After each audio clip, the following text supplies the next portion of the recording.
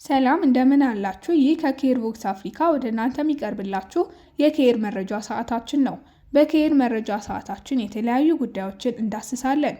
የዛሬው የመረጃ ሰዓታችን ለቤት ፈላጊዎች ፈጣን ምላሽ የሚሰጠው ፕሮጀክት ይሆናል። ቻናላችንን ሰብስክራይብ፣ ላይክ፣ ሼር በማድረግ ቤተሰብ በመሆን ይቀላቀሉን። በሀገራችን የቤት ችግር ከጊዜ ወደ ጊዜ እየተባባሰ መጥቷል። ከዓመታት በፊት መንግስት ከቤት ፈላጊ ዜጎች በሚሰበስበው መዋጮ ላይ ድጎማ አድርጎበት የጋራ መኖሪያ ቤቶችን ኮንዶሚኒየም እየገነባ በተመጣጣኝ ዋጋና በረጅም ዓመት ክፍያ ለዜጎች ያስተላልፍ እንደነበር ይታወሳል። ይሁንና ዘርፉ በብልሹ አሰራር የተለጠፈና በመሆኑም በሌሎች ምክንያቶች ዜጎች ከዕለት ጉርሳቸው ቀንሰው ቢቆጥቡም የቤት ባለቤት የመሆን እድላቸው እየራቀ ተስፋ እያስቆረጣቸው ቆይቷል። ሀገራዊ ለውጡን ተከትሎ ሪፎርም ከተደረገባቸው ዘርፎች ውስጥ አንዱ የሆነው የጋራ መኖሪያ ቤቶች ፕሮጀክት የተመዝጋቢዎች ቁጥር ከመንግስት ሰርቶ የማስረከብ አቅም ጋር ተመጣጣኝ ባለመሆኑና የግንባታ ዕቃዎች ዋጋ መናር ፕሮጀክቱ አዳዲስ ተመዝጋቢዎችን መቀበል ለጊዜው እንዲቋረጥና የሚጠበቅባቸውን ያክል ገንዘብ ቆጥበው የተገኙ ነባር ተመዝጋቢዎች ከፍለው የቤት ባለቤት እንዲሆኑ መደረጉም ይታወቃል። ለሰው ልጅ መሰረታዊ ከሚባሉ ፍላጎቶች ውስጥ አንዱ የሆነው መጠለያ ወይም ቤት በሀገራችን በተለይም በመዲናችን አዲስ አበባ ከዕለት ዕለት ዋጋው እየናረ መጥቷል። በርካታ ተዋናያን ያሉበት የሪል ስቴት ልማት ዘርፍም ታማኝነት ጥያቄ ይነሳበታል።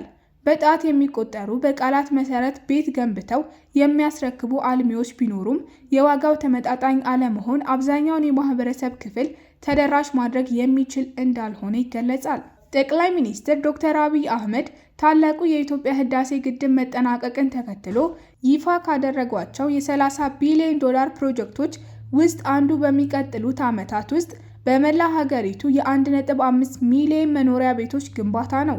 ይህ ፕሮጀክት በቤት እጦት ለሚንገላታው ማህበረሰብ ምን ማለት ነው? የዜጎች መሰረታዊ ፍላጎት መሟላት ለጤናማ ማህበረሰብ ግንባታ ምን አስተዋጽኦ አለው? በተባለው ቁጥር ቤቶችን መገንባት የሚቻልበት ነባራዊ ሁኔታስ መንግስት ዜጎች በተመጣጣኝ ዋጋ የመኖሪያ ቤት እንዲያገኙ ማድረግ ከቻለ ይህ በደማቁ የሚጻፍ የስኬት ታሪክ ይሆናል ይላሉ።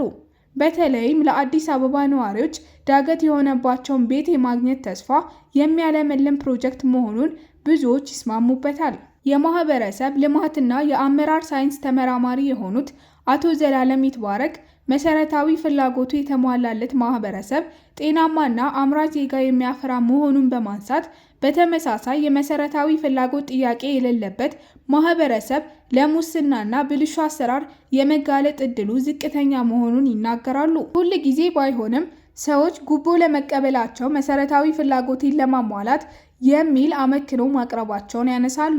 ሰው ማህበራዊ እንስሳ ነው። ይህ ማለት በጋራ የመኖርና ለሌሎች የማሰብ ተፈጥሯዊ ባህሪ አለው።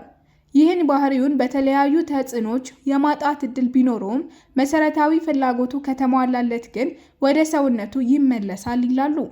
ኢትዮጵያውያን ለዘመናት የቆየ የጉርብትናና አብሮ የመኖር እሴት አላቸው። ይህ እሴት ከዘመናዊነት መስፋፋት ጋር ጊዜ በማጣት ሰበብ እየቀዘቀዘ መምጣቱ ይታወቃል። የጋራ መኖሪያ ቤቶች ይህን እሴት በማስቀጠል ረገድ ትልቅ ድርሻ እንዳላቸው ባለሙያው ይናገራሉ። ሰፊ ማህበራዊ ትስስር በመፍጠርና በመደጋገፍ ዜጎች ማህበራዊ ዋስትና እንዲኖራቸው እንደሚያደርግ ነው ያነሱት። በዚህም ዘርፈ ብዙ ማህበራዊ ችግሮቻችንን መቅረፍ የሚቻል ሲሆን ወንጀልን በመከላከል ረገድም ቀላል የማይባል አስተዋጽኦ አለው ይላሉ።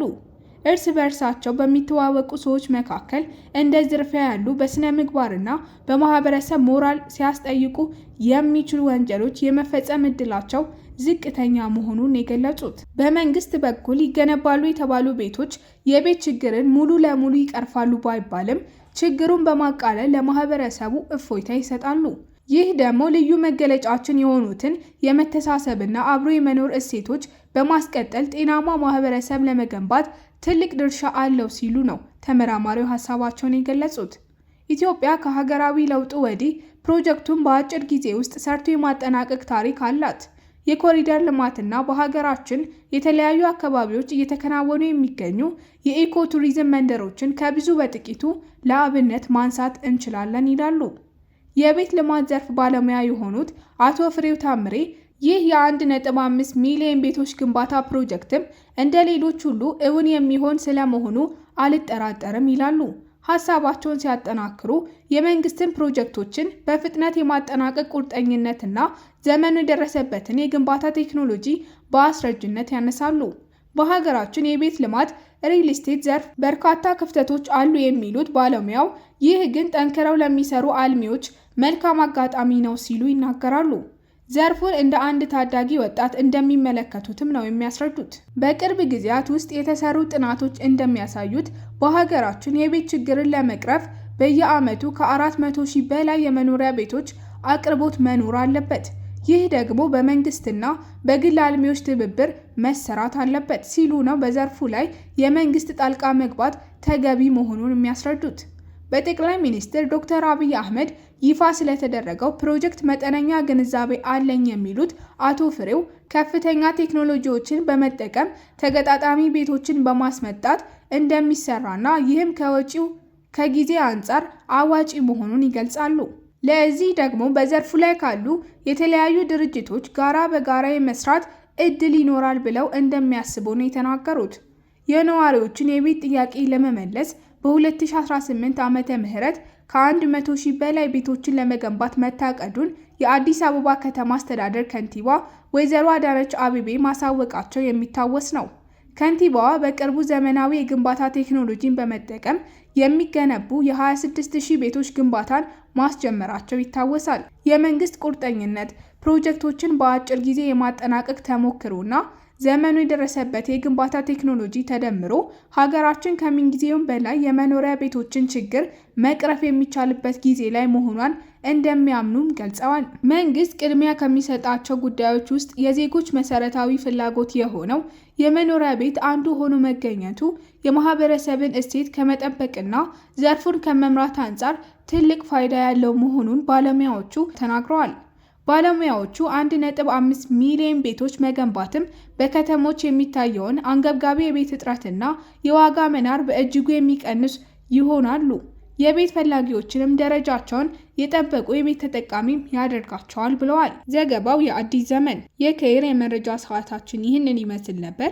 በሌላ ጊዜ በሌላ መረጃ እስከምንገናኝ ድረስ ቻናላችንን ሰብስክራይብ እንዲሁም መረጃው ለብዙዎች እንዲደርስ ላይክ እና ሼር ማድረጋችሁን አትርሱ። ሰላም ቆዩን።